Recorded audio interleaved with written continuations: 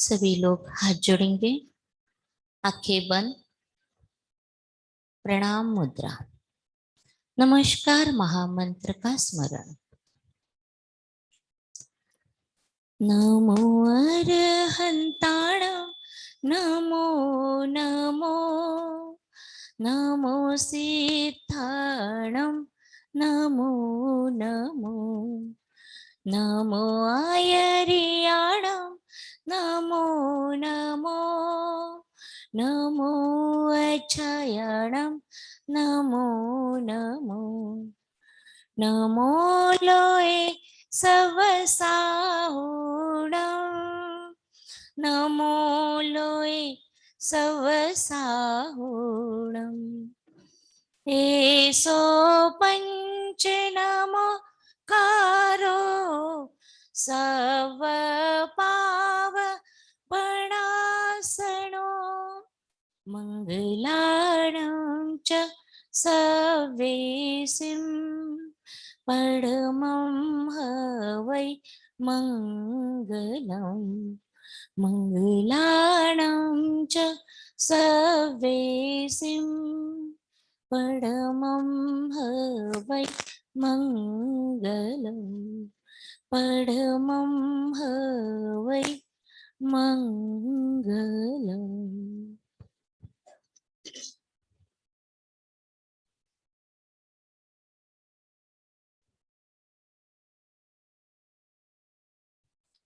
आदिनाथ दादा की स्तुति, भक्तामर स्तोत्र।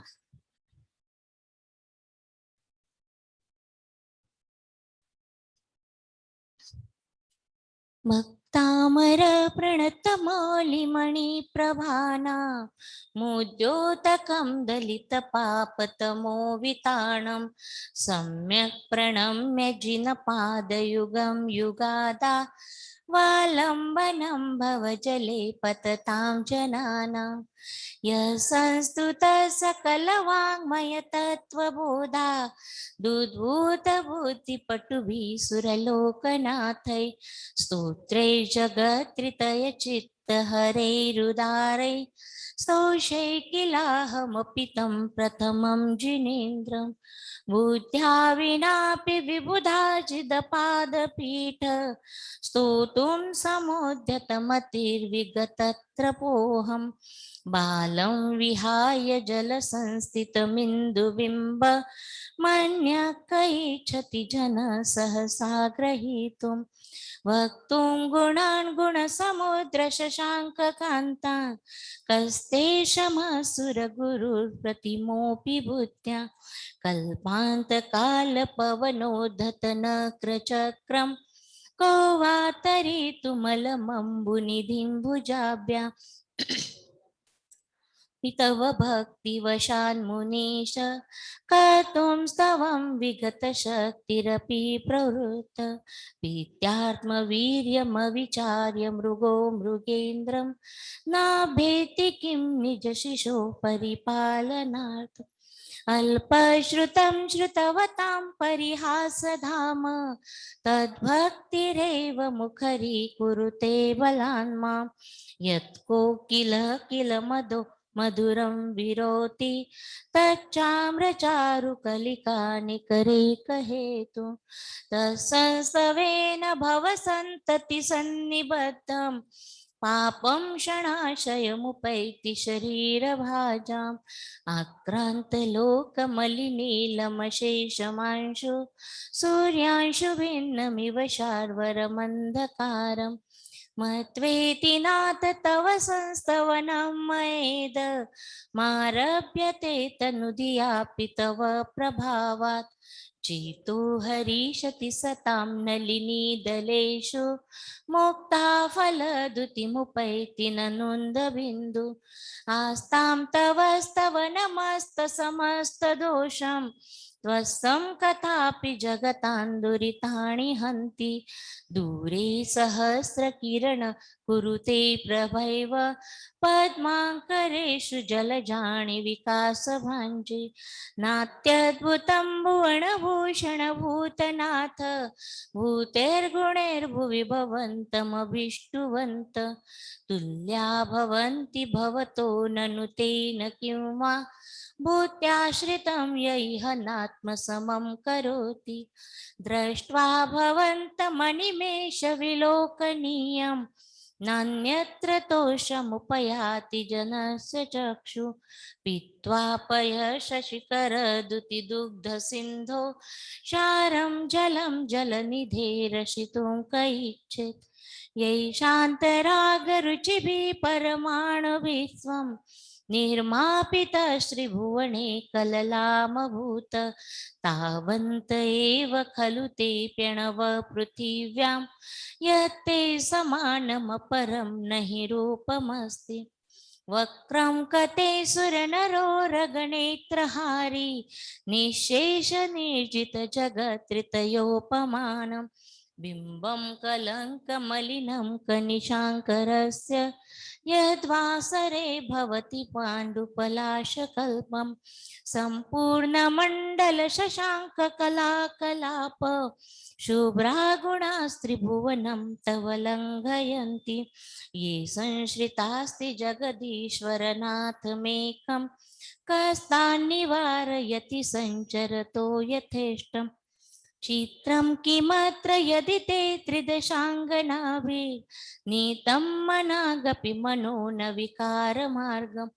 कल्पान्तकालमरुताचलिताचलेन किं मन्दराद्रिशिखरं चलितं कदाचित् निर्धूमवर्तिरपवर्जिततैलपूर कृष्णं जगत्त्रयमिदं प्रकटीकरोषि गम्यो न जातु मरुतां चलिताचलानां दीपो परस्वमसि नाथ जगत्प्रकाश नास्तं कदाचिदुपयासि न राहुगम्य स्पष्टीकरोषि सहसा युगपज्जगन्ति नाम्बोधरोधर निरुद्ध महाप्रभाव सूर्यातिशाहि महिमाशि मुनीन्द्रलोके नित्योदयं दलितमोहमहान्धकारं गम्यं न राहुवदनस्य न वारिदाणां विभ्राजते तव मुखाब्जमनल्पकान्ति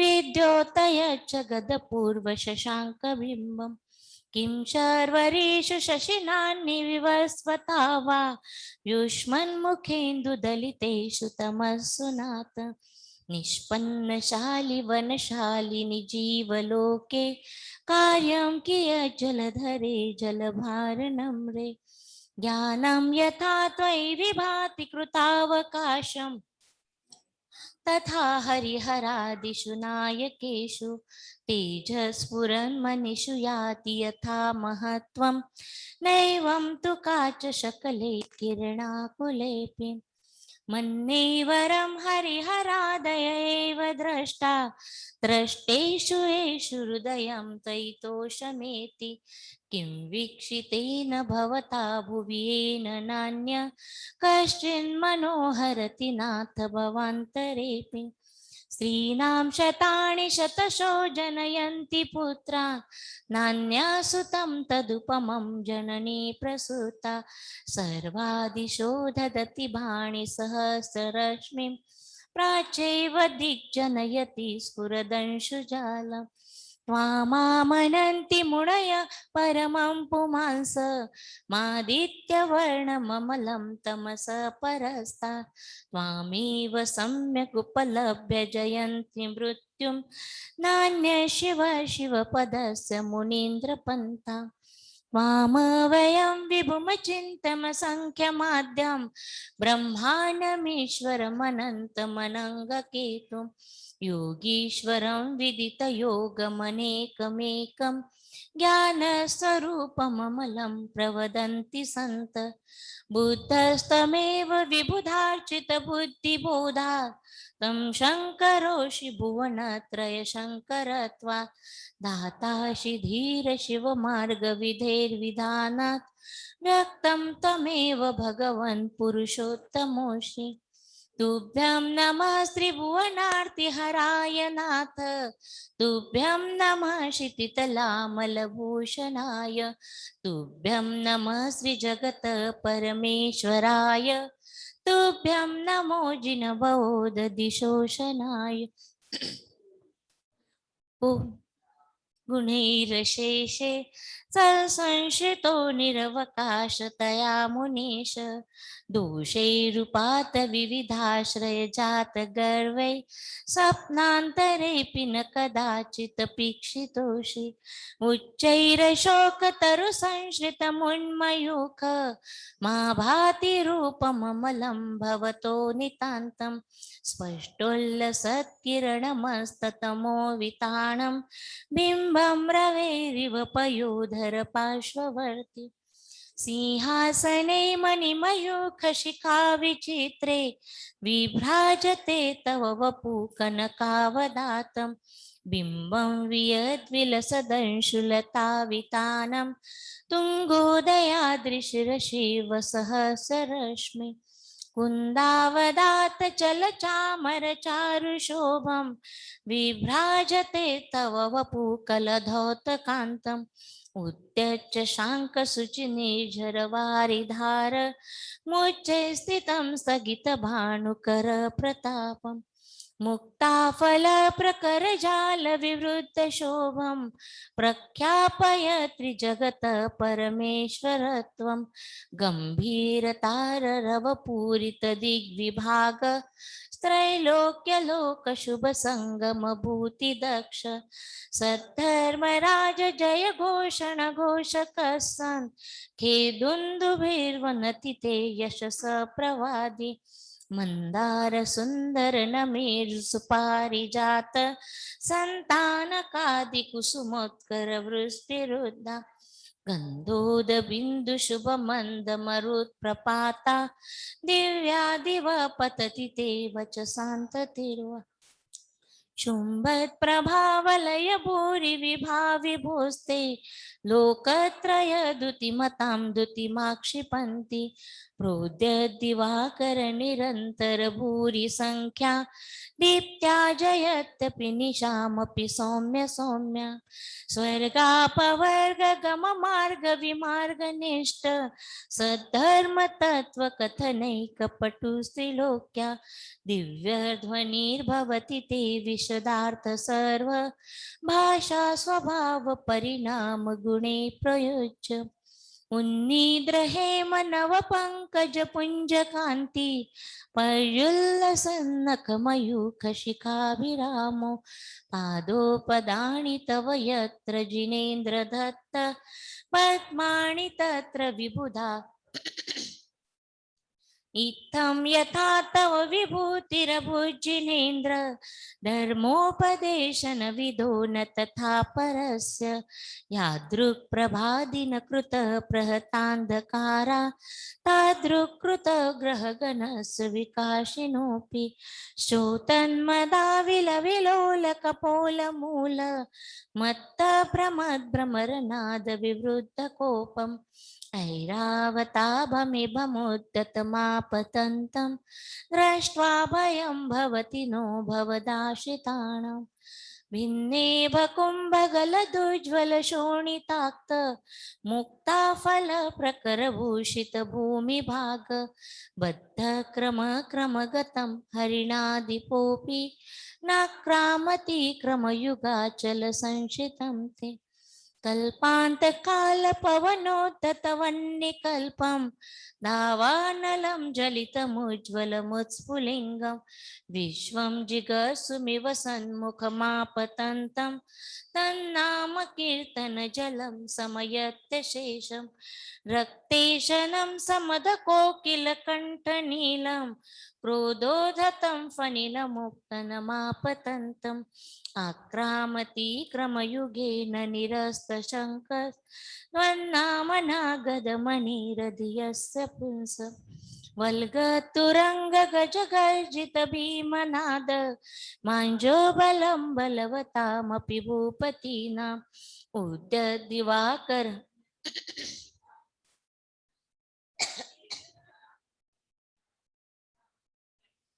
कुन्ताग्रभिन्न गजशोणितवारिवाह वेगावतार तरणातुरयुद्ध भीमे युद्धे जयं विजित दुर्जय जय पक्षात् तत्पादपङ्कजरणाश्रैनो लभन्ते अम्बोनिधोषुभित भीषण नक्र चक्र पाठेन पीठभयदुल्बनवाडवाग्नो रङ्गतरङ्गशिखरस्थितयान पात्रासं विहाय भवता स्मरणात् व्रजन्ति उद्भूतभीषण जलोदर भारभुग्ना स्वच्छन्दशामुपगताश्च्युत जीविताशा तत्पादपङ्कजरजो मृतदिग्धदेहा मर्त्या भवन्ति मकरध्वजतुल्यरूपा आपादकण्ठमरुशृङ्खलवेष्टिताङ्गा गाढं बृहन्निगडकोटिनिगृष्टजङ्गा त्वन्नाम मन्त्रमनिशं मनुजा स्मरन्त सत्य स्वयं विगतबन्धभया भवन्ति मत्तद्विपेन्द्र मृगराजदवानलाहि सङ्ग्रामवारिधि महोदर बन्धनोत्थं तस्याशुनाशमुपयाति भयं विएव यस्तावकं स्तवमिमं मतिमानदित्ते स्तोत्रस्रजं तव जिनेन्द्रगुणैर्निबद्धां भक्त्या मया विविधवर्णविचित्रपुष्पां धत्ते जनो यैह कण्ठगतामजसं तं मानतुङ्गमवशासमुपैति लक्ष्मी तं मानतुङ्गमवशासमुपैति लक्ष्मी भक्तामरप्रणतमौलिमणिप्रभानां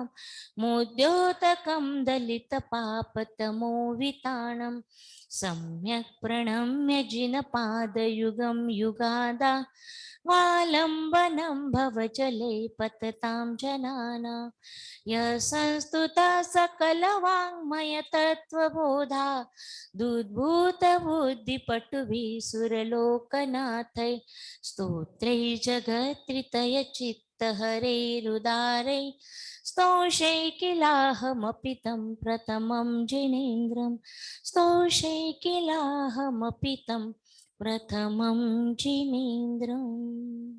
बोलिए आदिनाथ भगवान की जय, मानतुंगाचार्य जी की जय।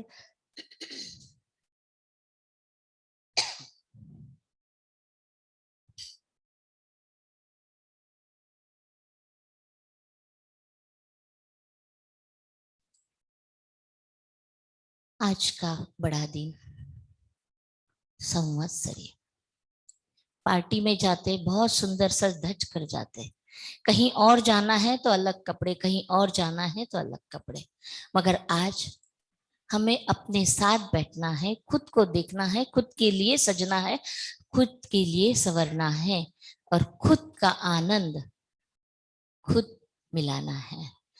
कोई कितना भी आपको मार्ग तो दिखा देगा, शिखर भी दिखा देगा, मगर पहुंचना खुद को है, उसके लिए प्रयास भी खुद ही को करना है। शुरुआत करेंगे ध्यान से। सभी लोग सुखासन, पद्मासन, जो आसन जिसको कंफर्ट हो उसमें बैठ जाए।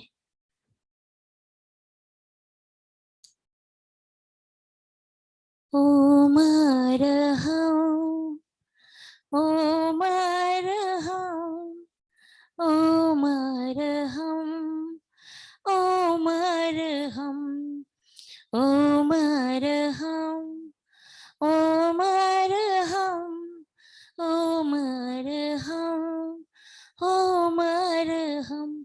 ये धुन हम कराते हैं इसलिए हम कहाँ कहाँ भटके हुए हैं, बस अपनी जगह पर आ जाए, अपने स्थान पर आ जाए, लौट जाए।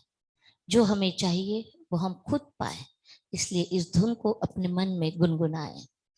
ओम अरहम, ओम अरहम, ओम अरहम, ओम अरहम, ओम अरहम, ओम अरहम, ओम अरहम, ओम अरहम।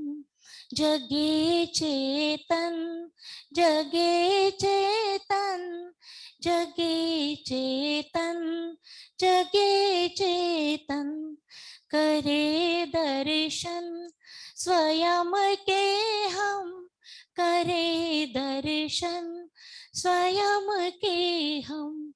मिले आनंद, मिले आनंद, मिले आनंद, मिले आनंद।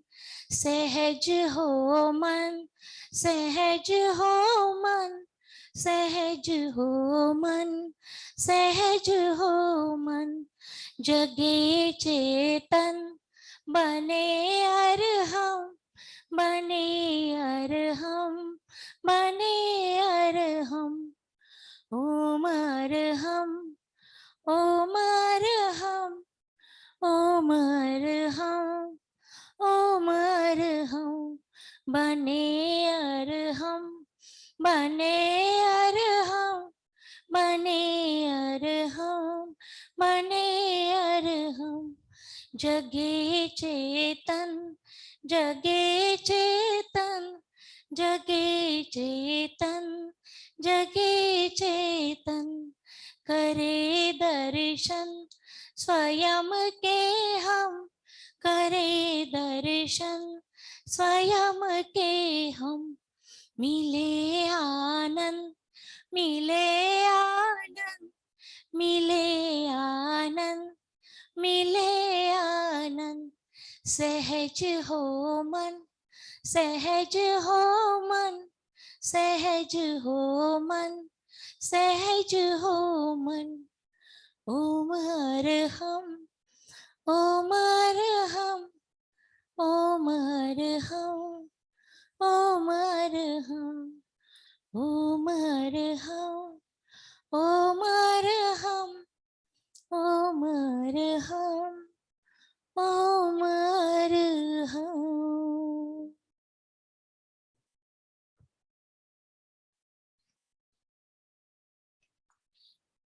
बहुत बहुत अभिनंदन है आप सबका कि महापर्व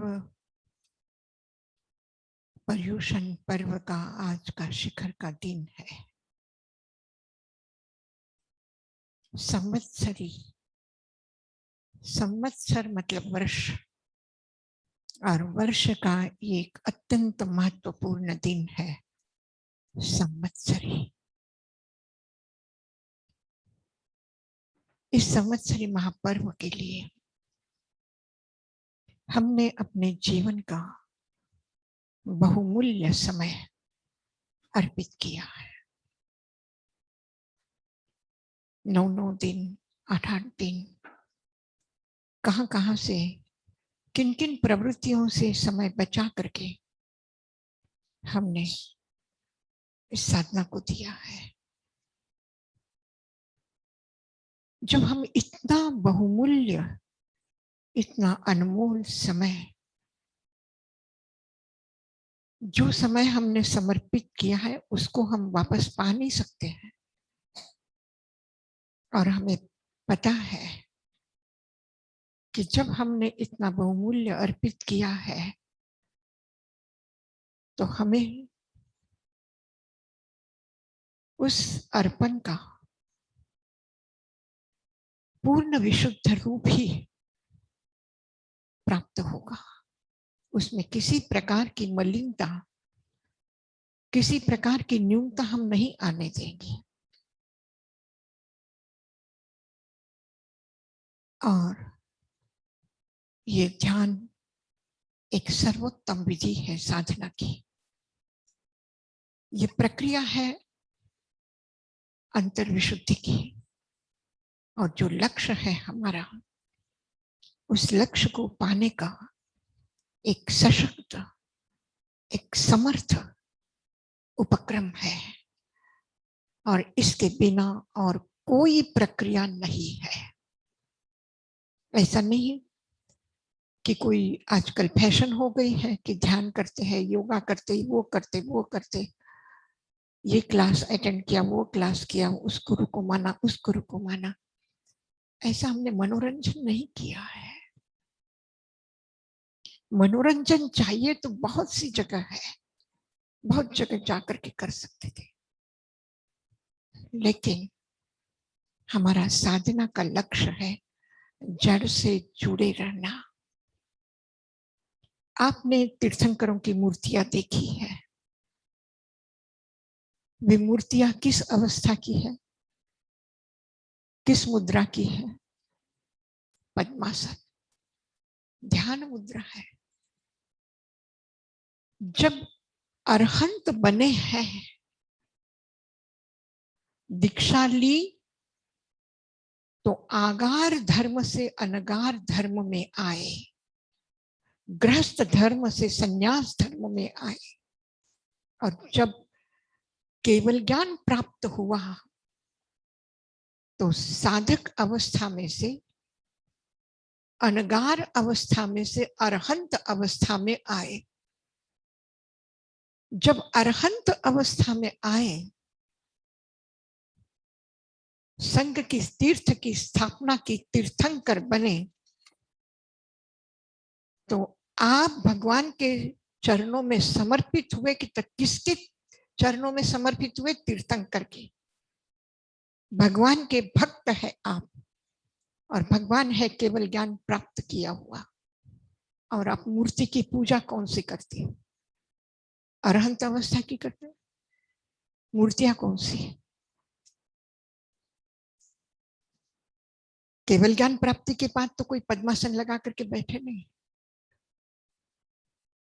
इसका अर्थ है कि वो ध्यान की परम उत्कृष्टता, वह अरहंत अवस्था का प्रथम चरण कहां से शुरू हुआ?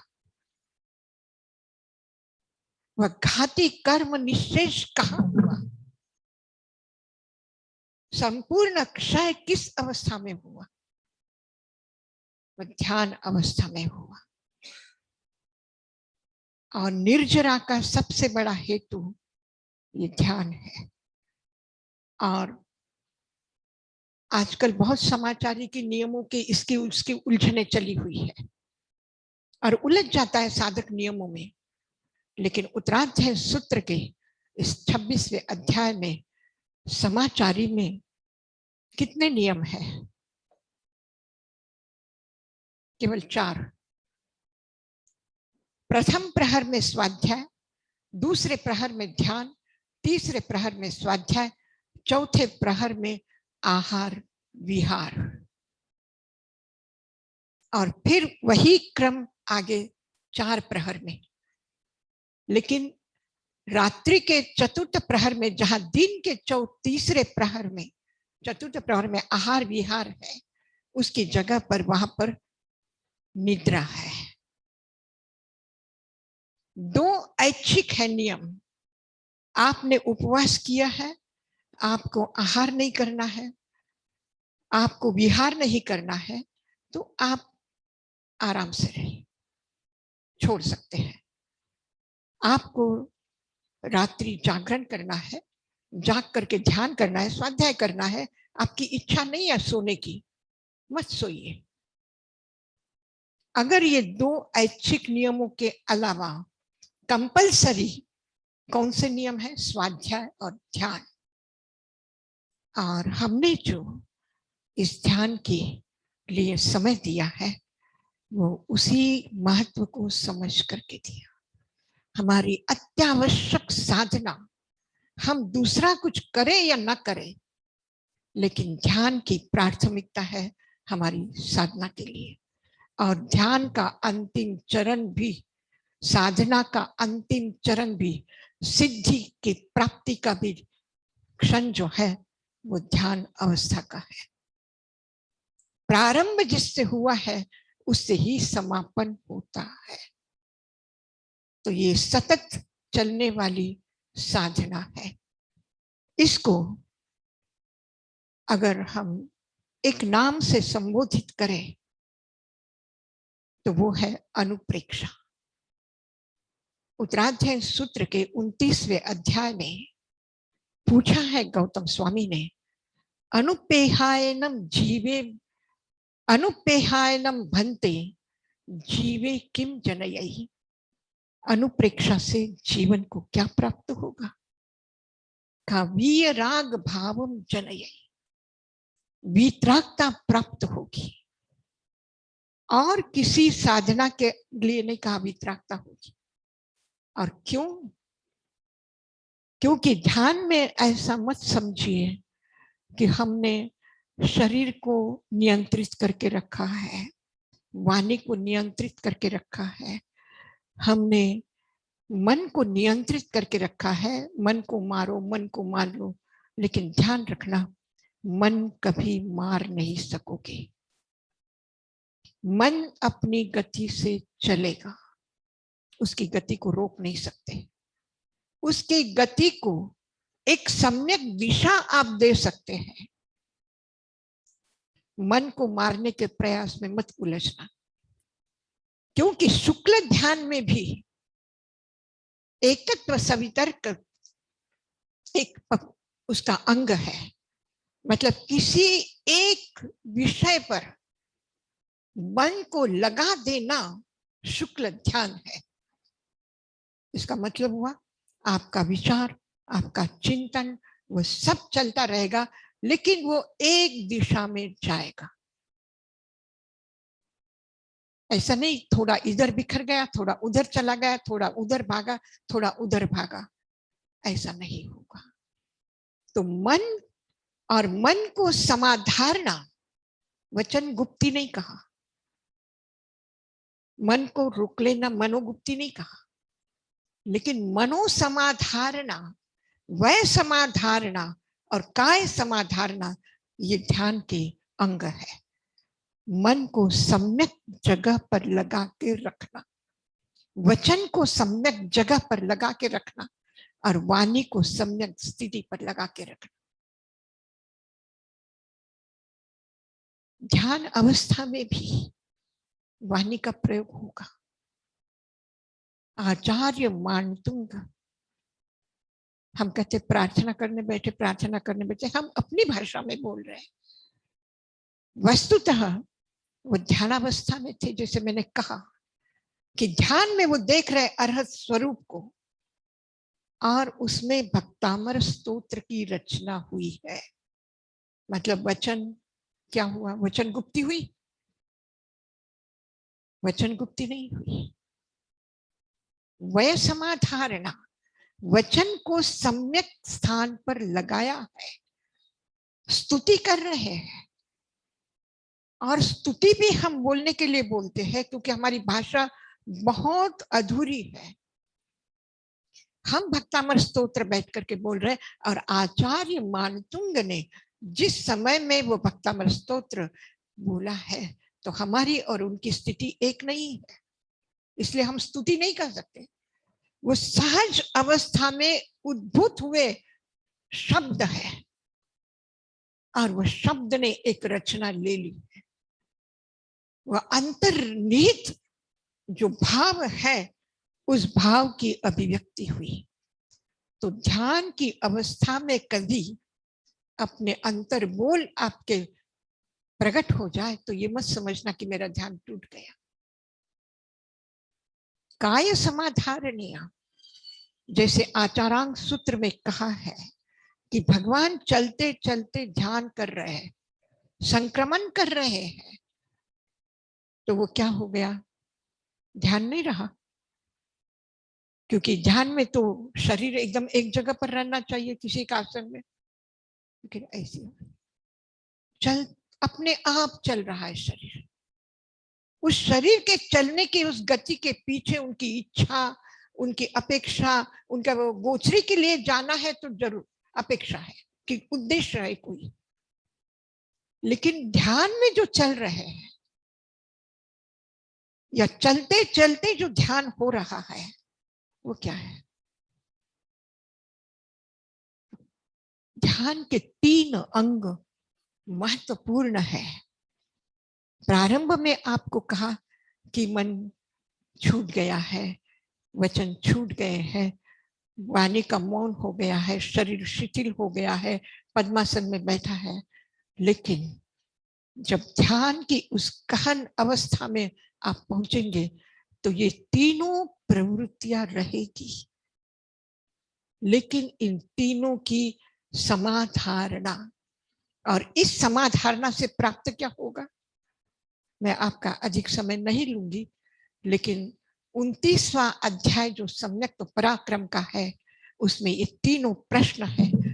मन समाधारणायायनम भन्ते जीवे किम जनयि, वयन समाधारणायायनम भन्ते जीवे किम जनयि, काय समाधारणायायनम भन्ते जीवे किम जनयि। क्या प्राप्त होगा इससे? कहा मन समाधारणा से ज्ञान पज्जव ज्ञानम पवयि, ज्ञान प्राप्त होगा। वचन समाधारणा से दर्शन की विशुद्धि प्राप्त होगी, और काया के समाधारणा से चारित्र की प्राप्ति होगी। आपका लक्ष्य क्या है? सम्यक ज्ञान, सम्यक दर्शन, सम्यक चारित्र, ये क्या है? मोक्ष। तो मन समाधारणा, वचन समाधारणा और काय समाधारणा, ये ध्यान के लक्षण है। और आपने देखा है मंदिरों में जहां भगवान की मूर्तियां आपने विराजमान की है, वहां पर चाहे शिखर हो चाहे पिलर हो, वहां पर कौन सी मुद्राएं हैं?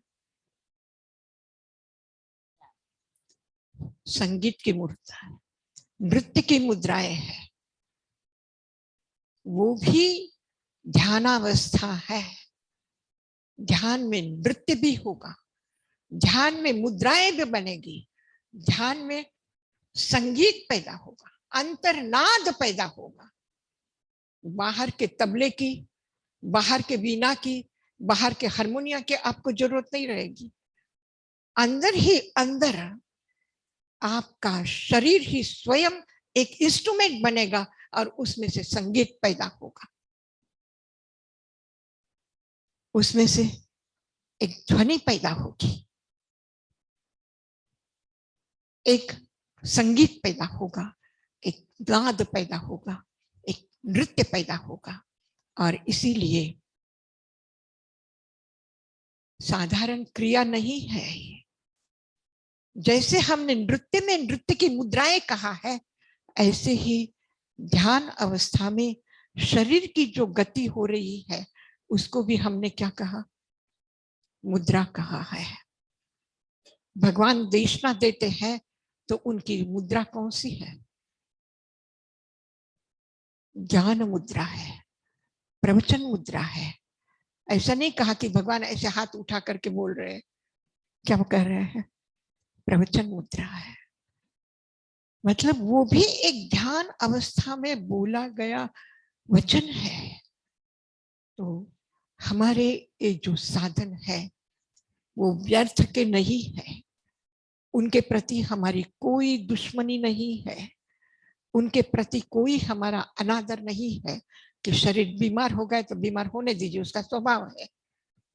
जैसे कोई एक फ्रूट घर में आया है और नहीं ध्यान दिया, वो सड़ा है, गला है, तो उठा के फेंक दिया, ऐसे शरीर को उठा के फेंकना नहीं, उसकी भी उपेक्षा नहीं, उसका भी अनादर नहीं, उसके प्रति भी कोई गलत भाव नहीं। और इसमें से जो भी हमारी कभी जुगुप्सा, कभी अशुभता, कभी मलिनता, और उसके प्रति अगर हमारे मन में अनादर हुआ है तो उसको भी हटा करके हमें ध्यान में बैठना है। जितना ध्यान में एक शुद्ध वातावरण चाहिए, शुद्ध स्वच्छ कपड़े चाहिए, उतना ही शुद्ध स्वच्छ शरीर चाहिए, और उतना ही वाणी का भी प्रयोग भक्ति में, समर्पण में और भावपूर्वक हो। तो वाणी से दर्शन, सम्यक दर्शन, सम्यक भक्ति, सम्यक समर्पण आएगा। और मन समाधारणा से ज्ञान की प्राप्ति होगी, और काया के समाधारणा से चारित्र, सम्यक चारित्र होता है। एक असाधारण व्यक्ति भी, एक नौकर भी, आप जब ऑफिस में जाते हैं तो उठ के खड़ा होता है, और आप भी गुरु पधारते हैं तो उठ के खड़े होते हैं। फर्क है कि नहीं? दोनों की क्रिया में फर्क है कि नहीं? क्या फर्क है?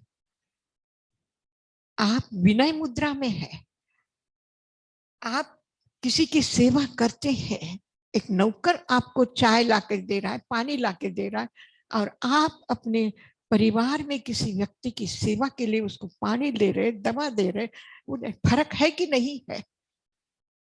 आप जो कर रहे हैं वो आपका वैयावच्च है, आपकी सेवा है, आपका वो चारित्र है, और वो कर्मचारी है। आचार शब्द वहां भी जुड़ गया है, लेकिन वो एक कर्मचारी है, उसकी क्रिया एक श्रम है, और हमारी क्रिया क्या है? एक चारित्र है। तो हम इन सारी मुद्राओं को, ये सारे व्यवहार को लक्ष्य में रखेंगे कि जो हम कर रहे हैं वो सम्यक है, वो व्यर्थ नहीं है। अगर हम जो कर रहे हैं उसके प्रति हमारा सम्मान नहीं होगा, जो कर रहे वो बहुत अच्छा है, कल्याणकारी है, ऐसा भाव नहीं होगा, तो विशुद्ध भाव जगेंगे नहीं। इसलिए स्मरण रखें कि जो हमारा जीवन का ये समय हमने जिस उद्देश्य से दिया है, वो हमारा उद्देश्य अत्यंत विशुद्ध है। जो हम कर रहे हैं वो अत्यंत विशुद्धि के साथ में कर रहे हैं, और जब जिस भाव में कर रहे हैं उसी भाव में वो परिणत होगा। अगर बीज प्राणवान है तब वृक्ष प्राणवान ही होगा, फल अच्छे ही होंगे। और बीज ही सड़ा हुआ है, जला हुआ है, तो ऐसे बीज को लगाने से एक अंकुर भी पैदा नहीं होगा। जिसे आचार्य सिद्ध सेन दिवाकर ने कहा था, तस्मात् क्रिया प्रतिफलंति न भाव शून्य। भाव शून्य क्रिया फलित नहीं होती। अगर फलित कुछ होता है दुनिया में, और सारे कर्म निष्फल हो सकते हैं, लेकिन साधना कभी भी, धर्म कभी भी निष्फल नहीं होगा। और वो अमृत का बीज है तो अमृत ही पैदा होगा। वो सुख का बीज है तो सुख को ही जन्म देगा। वह प्रेम का बीज है तो प्रेम को ही जन्म देगा। वह करुणा का भाव लिए हुए है तो वह करुणा का प्रवाही बनेगा। एक बूंद का जो स्वभाव है वही नदी के प्रवाह का स्वभाव है, वही समुद्र की बूंद का स्वभाव है, उसमें फर्क नहीं पड़ेगा। तो हम बहुत ही उस वितराग भाव के बीज को लेकर के हम ध्यान की शुरुआत कर रहे हैं।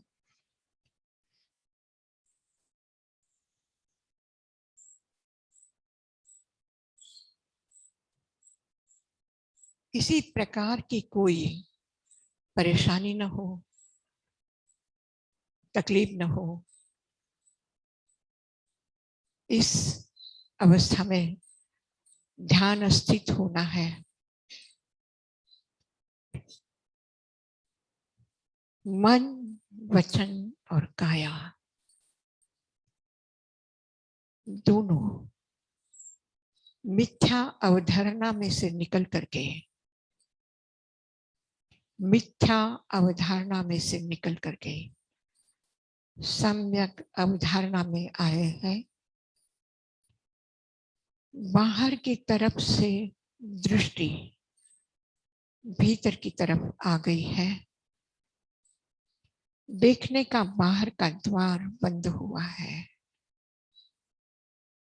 भीतर की आंख खुली है। श्वास की गति धीमे धीमे चल रही है।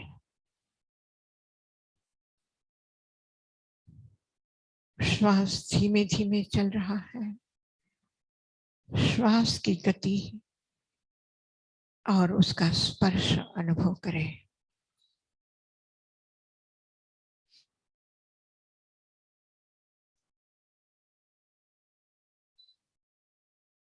मन सम्यक अवधारणा में, सम्यक चिंतन में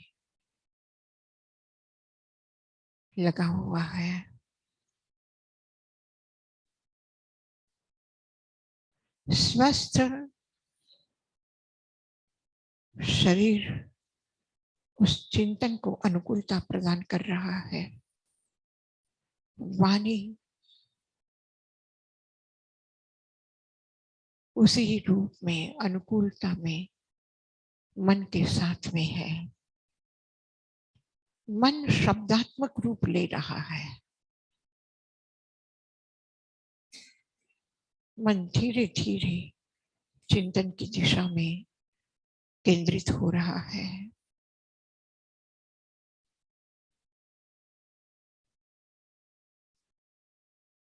मन गतिशील है। अपनी गति को उसने सम्यक दिशा दी है।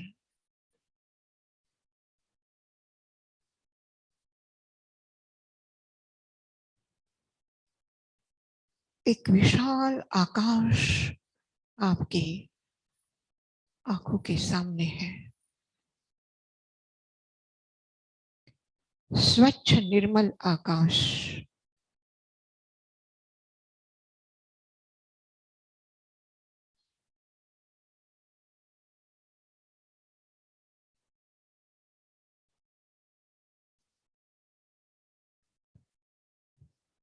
मन स्वयं उस आकाश की तरह विराट रूप ले रहा है।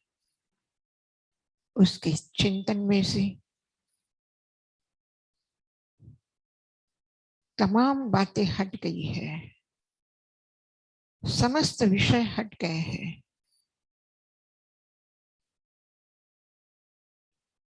उसके चिंतन में और कोई ऑब्जेक्ट नहीं है।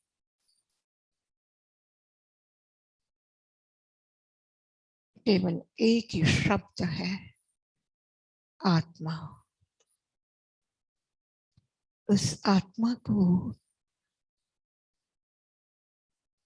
ध्यान, आत्मा का, इसलिए आत्मा की धारणा बनी है। उसकी सम्यक अवधारणा, उसकी सम्यक अवधारणा का अर्थ है कि आत्मा जिस रूप में है उसी रूप में मैं जानूं, अन्यथा नहीं। न शरीर के साथ में, न बाहर के किसी पदार्थ के साथ में, न किसी शब्द, वर्ण, गंध, रस और स्पर्श के साथ में आत्मा का कोई संबंध नहीं। आकाश जैसे अमूर्त है, न उसे इंद्रियों से जान सकते हैं, न उसे पकड़ सकते हैं, न उसका स्पर्श है। इसी तरह से आत्मा का भी न आंखों से देख सकते हैं, न कानों से सुन सकते हैं। वो इंद्रिय द्वारा ग्राह्य नहीं है। इंद्रियों द्वारा उसे समझा नहीं जा सकता है, केवल अनुभव किया जा सकता है। मन का चिंतन आगे बढ़ रहा है।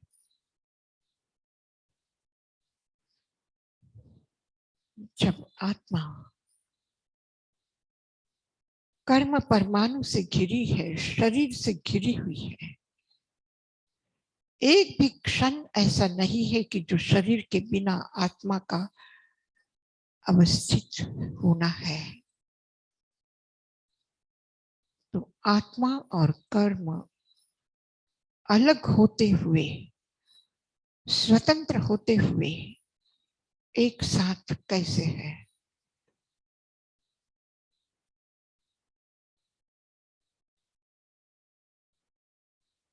प्रश्न भीतर में गहरा उतर रहा है, प्रश्न मन की गहराई में पहुंच रहा है।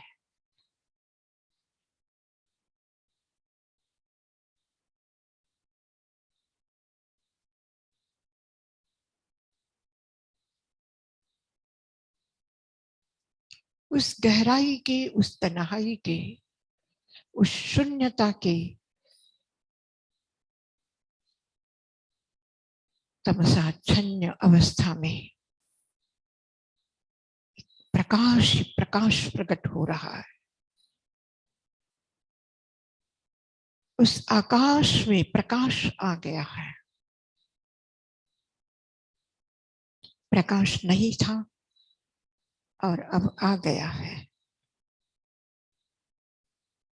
और फिर जब मन की जागृति हट करके प्रमाद आ जाएगा, विषय विकार आ जाएगा, तो ये प्रकाश भी हट जाएगा। तो जैसे आकाश में प्रकाश आ रहा है और आकाश में प्रकाश घुल मिल करके रह रहा है, अलग नहीं नजर आ रहा है, ऐसे ही आत्मा और कर्म परमाणु, जड़ और चैतन्य, जीव और पुद्गल, किसी भी शब्द से संबोधित करें, ये दो तत्व जो अनादिकाल से साथ में है, निर्वाण अवस्था तक ये साथ में रहेंगे। केवल ज्ञान की प्राप्ति के बाद भी साथ में है। तो ये किस रूप में है? ये आकाश में प्रकाश की तरह है। एक रूप दिखाई दे रहे हैं, एक स्वरूप का भ्रम पैदा कर रहे हैं, लेकिन ये एक रूप नहीं है। दोनों स्वतंत्र हैं और फिर भी एक साथ रह रहे हैं। आत्मा और जड़ परमाणु,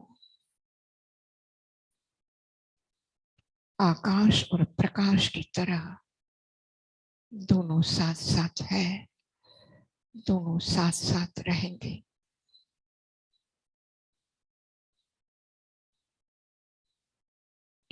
यह निश्चित है कि ये विभिन्न होते हुए भी विभक्त हो नहीं सकते हैं।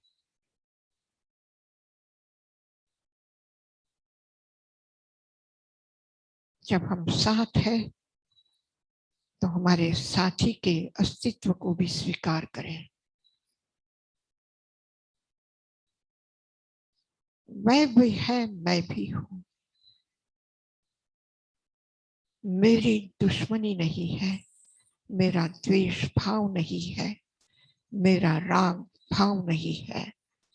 और बिना किसी अपेक्षा, बिना किसी उपेक्षा के हम साथ साथ चल रहे हैं, हम साथ साथ रह रहे हैं।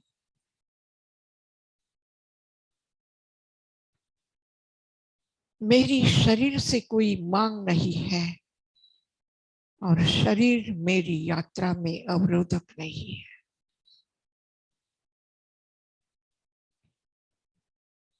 हम साथ हैं, पर मैं उसके आश्रित नहीं हूं और वो मुझे बांध करके रख नहीं सकता है।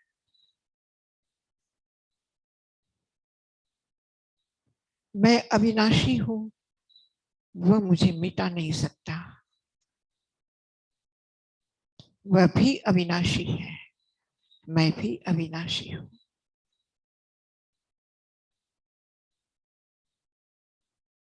वह भी पूर्ण ऊर्जा से भरा हुआ है, मैं भी पूर्ण ऊर्जा से भरा हुआ हूं। हमारी कोई लड़ाई नहीं है कि हम एक दूसरों के साथ में एक दूसरों को दबाते रहे, अपने अधीन करने का प्रयास करें।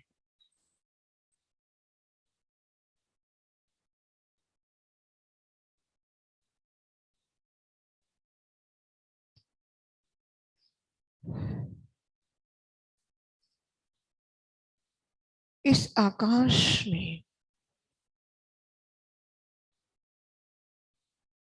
किसी विराट आकाश में किसी एक भाग में प्रकाश है और दूसरे में नहीं है, ऐसा नहीं है।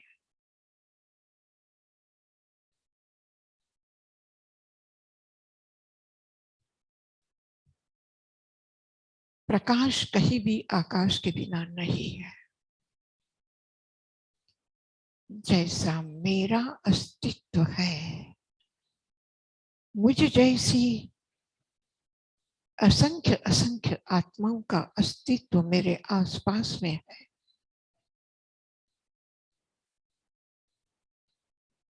जो कर्म परमाणु मेरे साथ गतिशील है, वैसे अन्य अस्तित्व के साथ में, अन्य आत्माओं के साथ में भी वैसा ही प्रवाह जड़ जगत का जुड़ा हुआ है। मेरे मन से किसी के प्रति अनादर, किसी की अवहेलना, किसी पर मिथ्या आरोप, कोई आक्षेप नहीं है।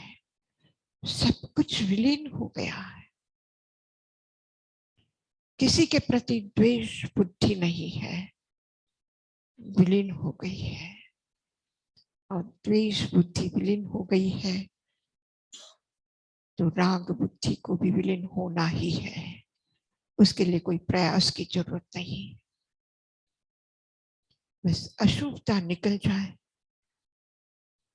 अशुभता विलीन हो रही है मन की, वाणी की। अस्वस्थता विलीन हो रही है शरीर की। शरीर पूरी ताकत के साथ में मेरी सम्यक यात्रा में साथ दे रहा है। वाणी साथ दे रही है, मन साथ दे रहा है। मन सतत शुभ चिंतन में रहेगा।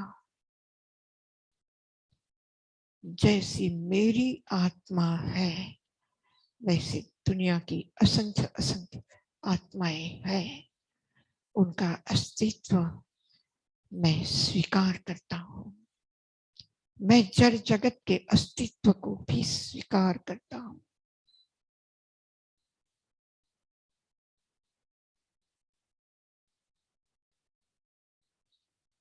न जड़ की अवहेलना है, न चैतन्य की अवहेलना है। न अशुभता जड़ में है, न अशुभता चैतन्य में है।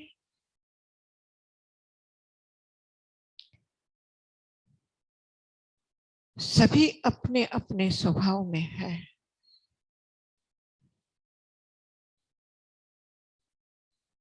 इसीलिए मेरे मन में किसी को नुकसान पहुंचाने की, किसी का अहित करने का, किसी को दुख देने का, किसी को क्लेश देने का कोई भाव नहीं।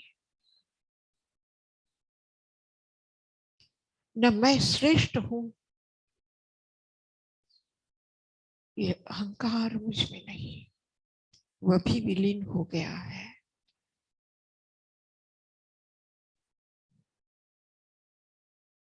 आत्मवत् सर्वभूतेषु यह पश्यति स पंडित।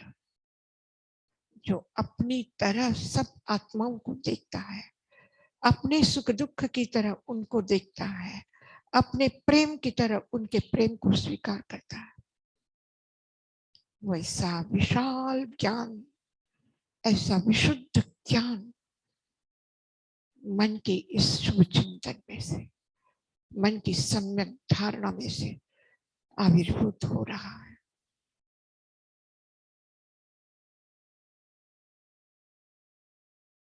परम अर्हता, परम अरहंत अवस्था का ध्यान, उनके प्रति अहोभाव में जो भी शब्द निकले, और ये अरहत अवस्था सभी जीवों में स्थित है, तो उनका अनादर विलीन हो गया है और उनकी अरहत अवस्था का मैं सम्मान करती हूँ। मेरी वाणी सम्मानजनक है, मेरी वाणी आदर से भरी हुई है, मेरी वाणी प्रेम पूर्ण है।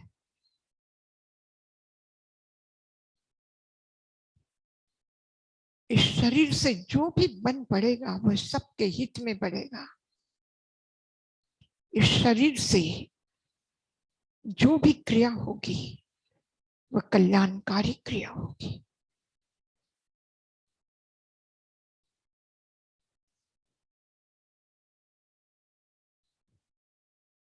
मन, वाणी और काया की इस विशुद्धि को स्वीकार करते हुए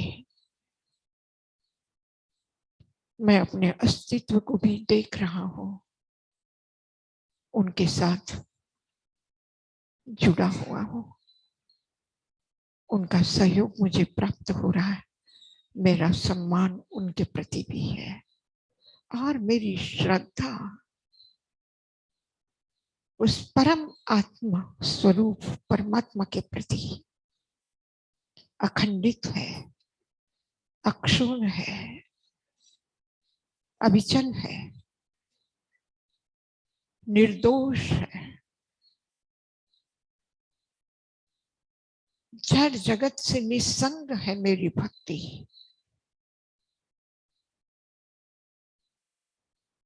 उस अपनी अवस्था के परमात्मा के अवस्था के साथ में मिला करके वाणी आदर से भर गई है।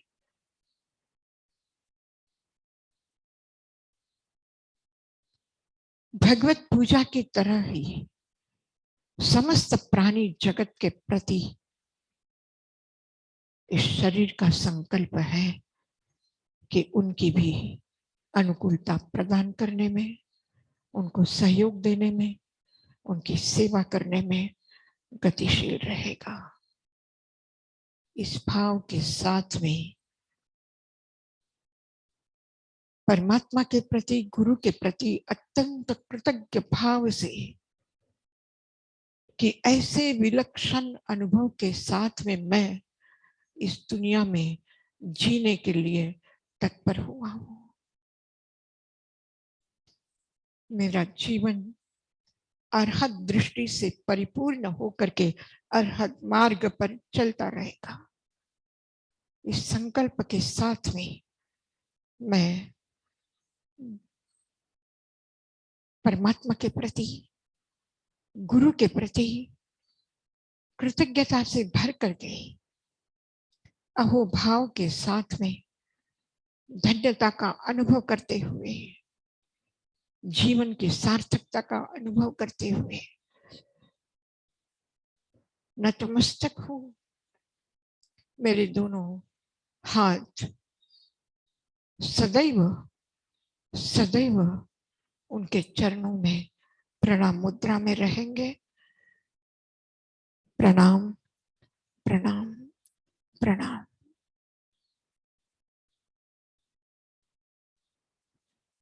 दोनों हाथों का एक दिव्य स्पर्श पूरे शरीर पर अनुभव करेंगे। धीरे धीरे आंखें खुल रही है। इस दृष्टि में जो भी आएगा, जो भी देखेंगे, एक परमात्मा रूप में ही देखेंगे। जिसको भी देखेंगे परमात्मा भाव से देखेंगे, परमात्मा रूप में देखेंगे। जिसके भी लिए जो करना है वो आदर पूर्वक, सम्मान पूर्वक करेगा। ये शरीर वाणी उनकी सद्भावना को जगाने के लिए होगी और उनके प्रति मेरी सद्भावना प्रकट करने के लिए होगी। कभी भी किसी के भी गुणों का सम्मान करने में मेरी वाणी सकुचाएगी नहीं। मैं गुणानुवाद, मैं अनुमोदना में, सद्गुणों के अनुमोदना में ये वाणी सदैव सक्रिय रहेगी।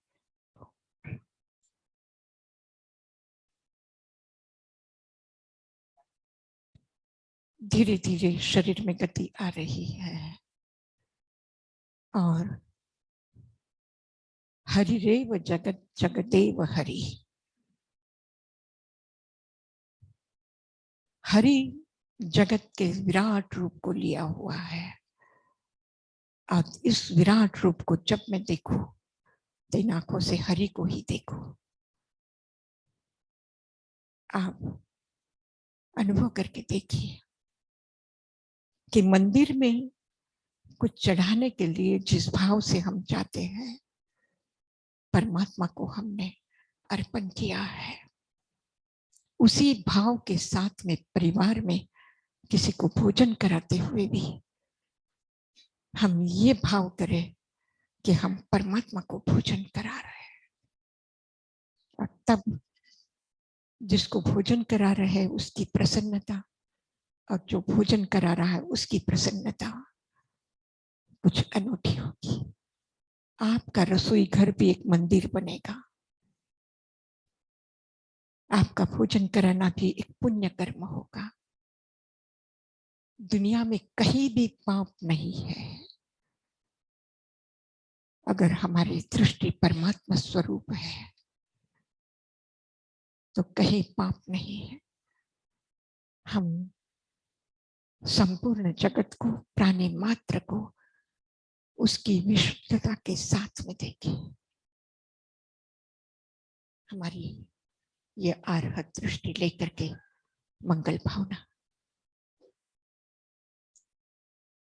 नमो अरहंतानं, नमो सिद्धानं, नमो आयरियानं, नमो वज्रायानं, नमो लोए सवसाहुनं, एसो पंच नमोकारो सर्वपावपणासनो, मंगलानं च सर्वेसिं परमं हवै मंगलम्।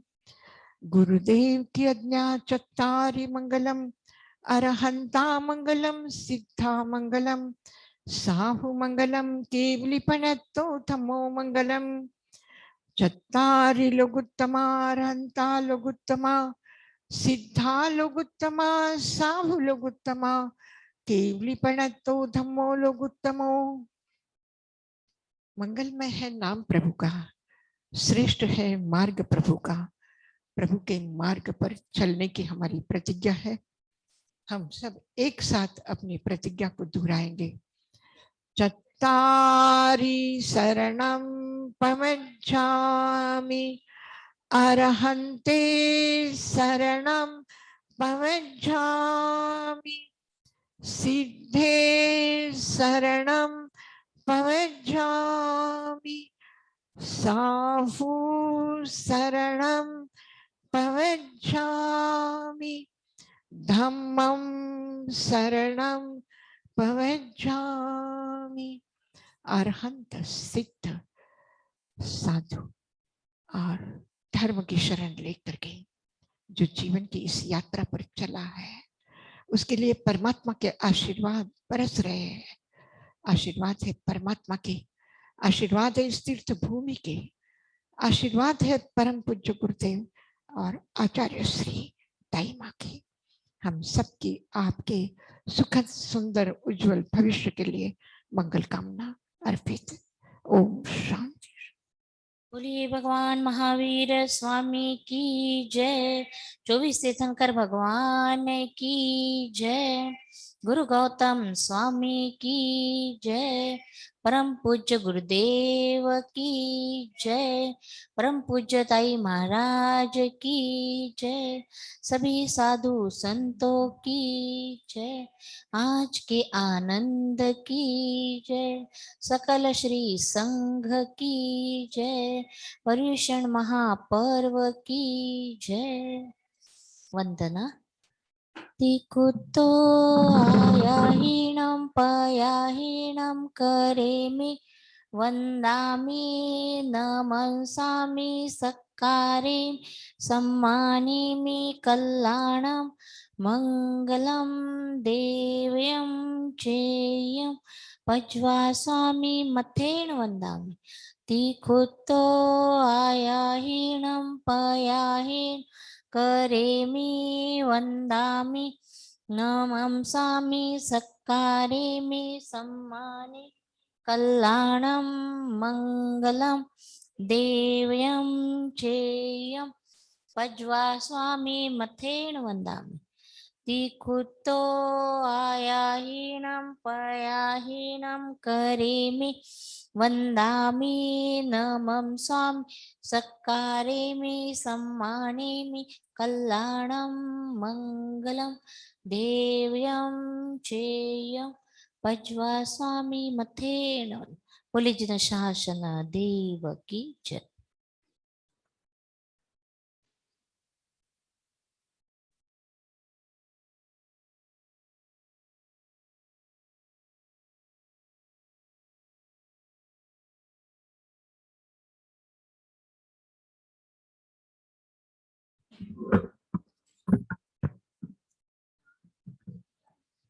साढ़े 9 बजे वापस इसी हॉल में उपस्थित हो जाना है। 9:30